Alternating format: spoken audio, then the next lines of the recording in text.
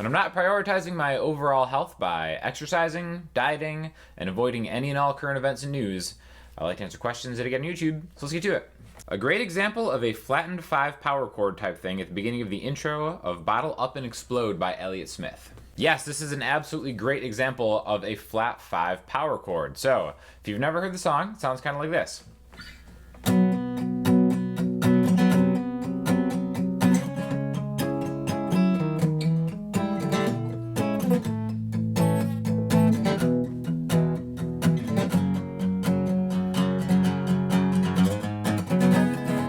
Okay, so this was actually a comment on a video I just did all about power chords and their relationship with diminished chords, but I want to talk a little bit about just some cool things you can do with power chords in general, all right?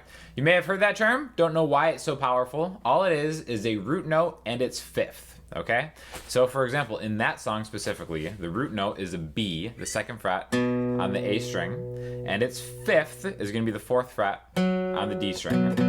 Okay, so that's an F sharp. Now, the beautiful thing about guitar is power chords are great because you can use it as a shape, right? I've got my pointer finger here, my pinky's here, or my ring finger, or if you're crazy, you can use your middle finger. Usually, it's gonna be like a ring finger stretch or a pinky stretch.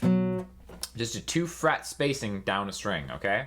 So the beautiful thing about it is you can start learning songs right away. You could just kind of play that song like, you know, B, this altered power chord to the next one, like that. The great thing is just kind of tracking along root notes. You can play any song, right?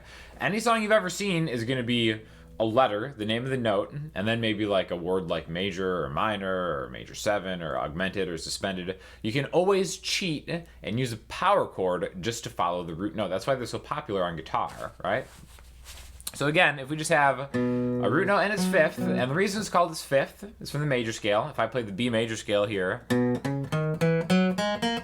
2, 3, 4, 5. Okay, that's the interval right there. So this is the most popular power chord. It isn't a major chord, and it isn't a minor chord. It's just a power chord. The reason it's called power, the power comes from that relationship between the root and its fifth, right?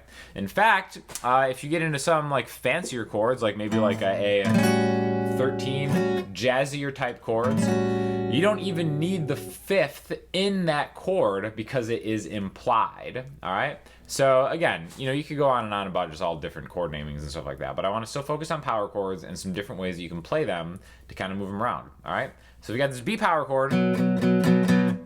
Now again, what Elliott Smith does in that song is he just takes his pointer finger and moves it just a fret higher and keeps the fifth where it is, all right? Now what that does is it makes this interval nasty sounding, right? Is a diminished interval, as it were, okay? So this is an alteration you can do to a power chord to kind of walk it to the next chord that you're going at, right?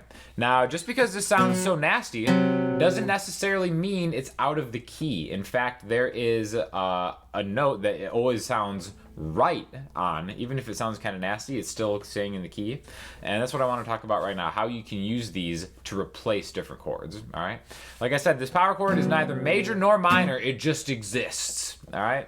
So let's do 2 different examples. Let's do a song that goes B minor to G major, all right? The B minor looks like this. There's a lot of songs that are like this, right? Like right off the bat, not even preparing for this lesson at all, Wild Horses by the Rolling Stones comes to mind, right? You can use power chords to represent the B minor and the G major just by going... Right, I'm just using that same shape, 2A and 4D, 3E and 5A, to kind of play those chords in a different way. Now, just because this and this is just a B power chord, you may see this written as B5 on a chord chart and G5. It doesn't mean they're not major or minor, but they're representing those chords. So, again, even though this is representing a minor chord, and this is representing a major chord, doesn't mean you can't use them interchangeably. In fact, let's do something totally different. Let's do B major to G minor.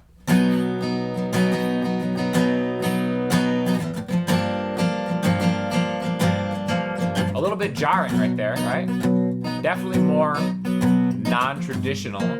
Doesn't mean you can't make it sound good, but then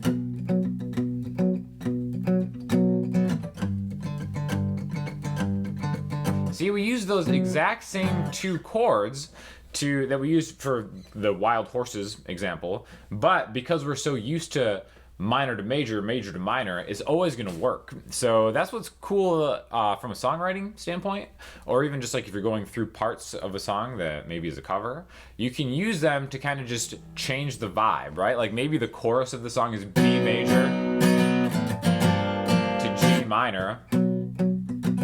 You want to bring it down, and you kind of have like a more chill vibe for the same thing. So they're representative of anything. And again, maybe I want to walk that B to a G. That's a great move for that, right? A B power chord, raise the root, and walk it to G. All right? Now, in fact, if you know the G major scale,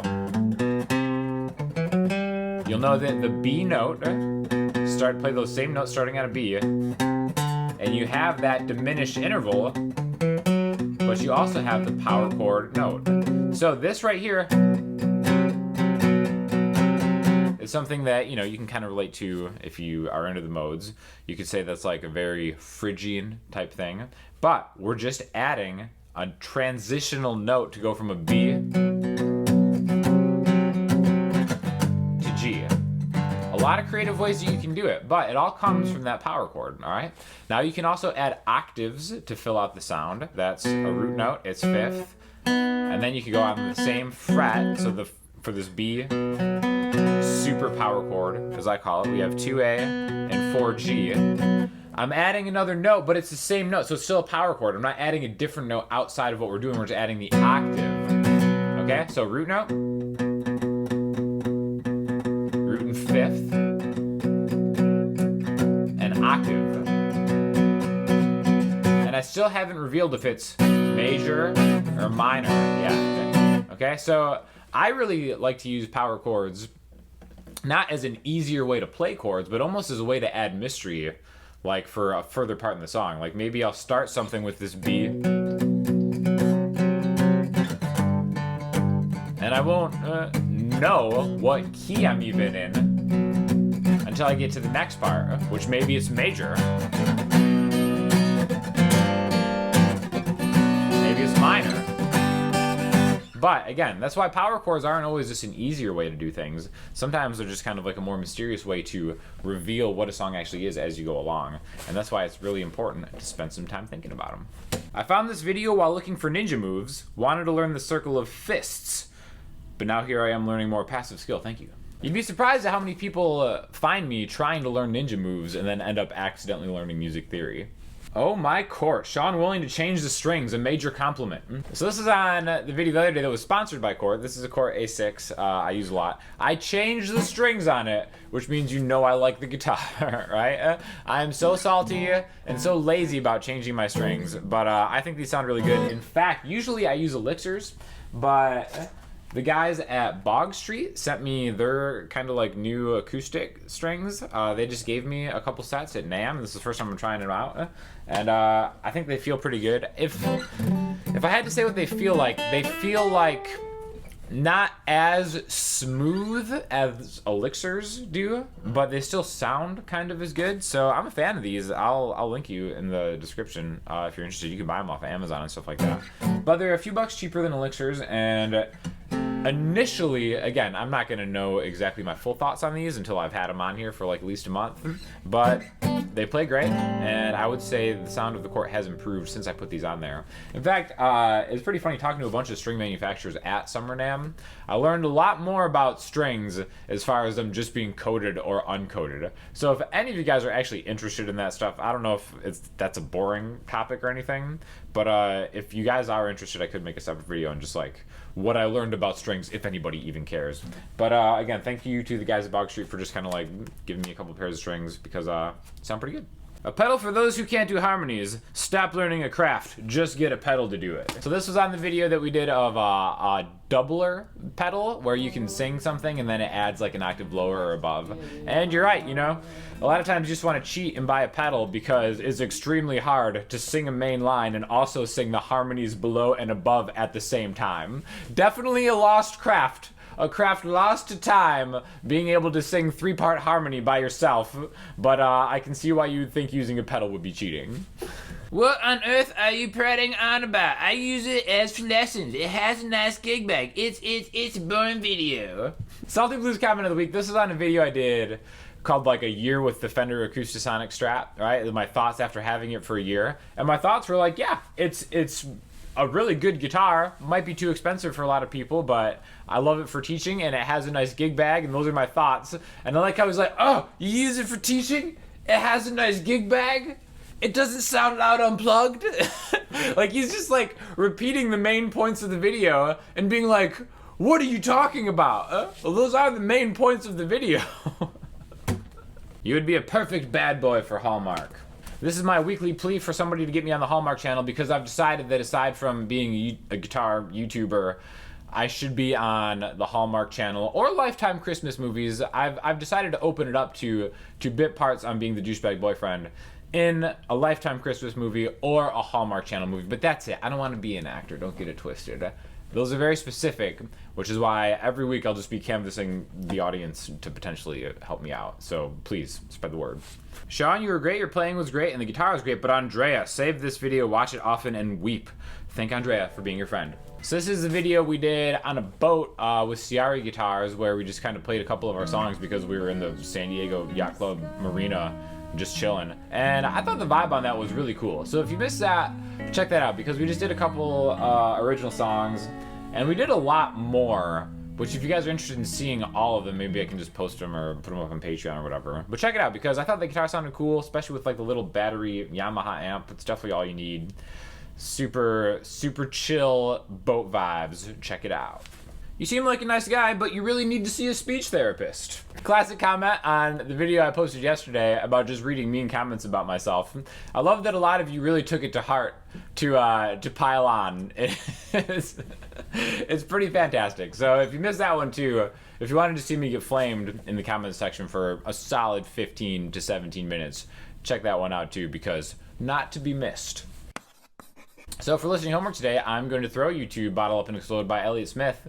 Just a great song. One of the songs that like the first 500 times I listened to EXO by Elliott Smith, I was like, yeah, it's just okay. But then actually like taking the time to like learn to play it, it's like such a great song. So also maybe, I don't know, if you guys are interested in that, we could maybe do a cover. I could put a lesson of that up, because just another classic song from Elliott Smith. People need to listen to Elliott Smith more. I personally think EXO is the best album. So many great songs on it, so check that out. And if you have any questions or comments, hit me up in the comment section, Instagram, Twitter, or the website. I'll talk to you all soon. Thanks a lot.